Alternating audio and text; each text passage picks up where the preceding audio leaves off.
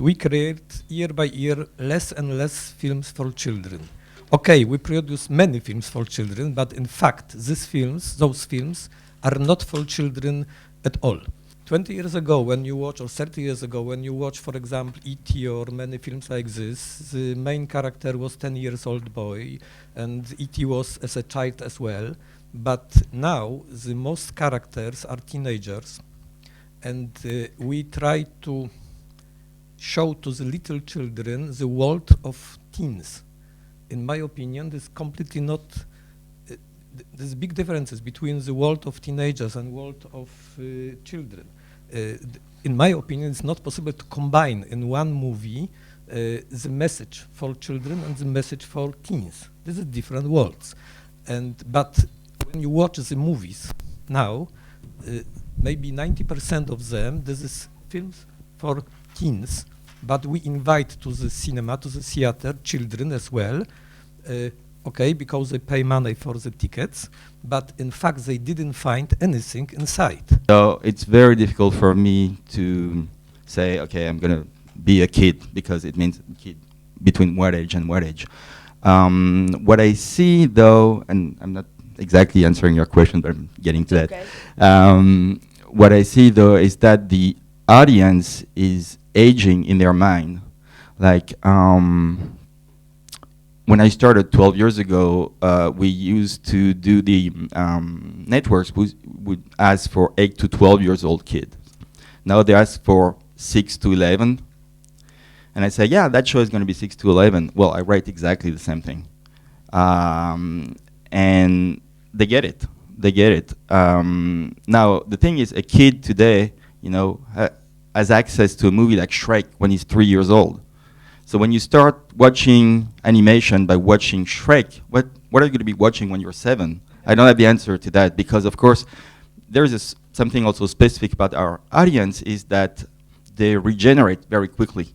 Like, you can watch a movie as an adult when you're 20, and when you're 30, you might not watch the same movie, but, you know, when you're 4 and when you're 6, you're just, you know, and another thing happens is basically children, when it comes to animation, when they reach to the age 11, 12, they don't want to watch animation anymore. It's a new generation. It's a new generation of viewers, and we should understand it, because time to time we're afraid. And we think, no, they have no attention, they are too fast for us, they are too, I don't know, too crazy. No, it's in my opinion, this is maybe best generation ever. This is very intelligent people. If it's very special. If I create dialogue, you know, I work for children maybe 20, 25 years, and 20 years ago, when I create dialogue for children, it was big differences between the sentence using for adult character or child character. Now it's completely the same. They speak the same language. They're very intelligent. They have very much of information. I would say the scripts I do for children's today are shorter scenes, faster dialogue. Also, it's cut to the chase easier. And kids get, because I write a lot of comedy as well for adults and children, kids get it before adults every single time. They're a lot quicker. But, you know, what is my bête noire, what I really hate, is when, to be trendy and cool, you get all these jump cuts, spinning round, wipes, and primary colors. You can have you can have epilepsy watching a children's show between the cutting, bright color, flashy lights. Tell the story. Writing is have a story you want to tell. Have something to say it, and shut up. The biggest entertainment vehicle for children right now is Harry Potter. We've seen kids sit there and read 700 pages and without stopping. They don't have short attention spans. They just want to be entertained. Would you agree? When you see kids watching feature animation, you know, it's good. The world can collapse, and, you know, they forget to eat, they forget everything. They're just watching the thing, and that's for, you know, an hour and 15 minutes in a row. I think it's an excuse. Now, one thing which is true is that, and it's more for a financial reason, I believe, but the average length of an animation episode is getting shorter and shorter. When I first started, the standard for animation was 26 minutes for a show.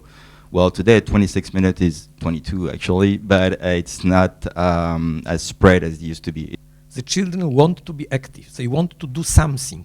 They want to use, iPad and touch it and do something. So if you want to create new story for children, we need to be interactive. I don't believe that one day in TV we can touch something and change the story. It's not possible, I don't believe. But we should put something inside the script. It looks as interactive. It must be, surprise. In my opinion, if you want to create something really interesting for children, it should be as a gift. In any show, and it's true for television, for fiction as well as animation, the basis of any series is character.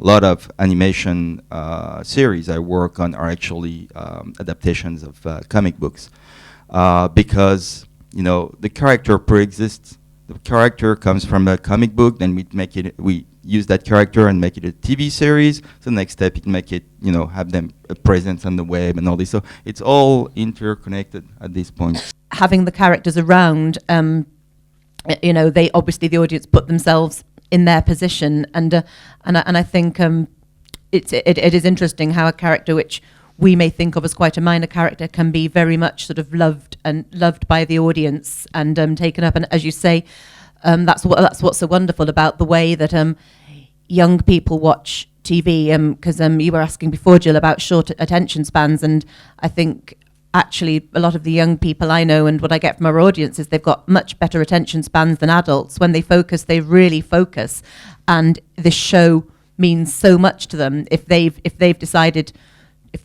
to watch it, I'm pretty sure you could show an adult and a 9-year-old the same episode and get them to watch it once and then ask a lot of literal questions about what just happened, and the 9-year-old would probably do better than the adult in reporting it back because they watch with great attention. But the good news is you can pretty much deal with everything as long as you're sneaky.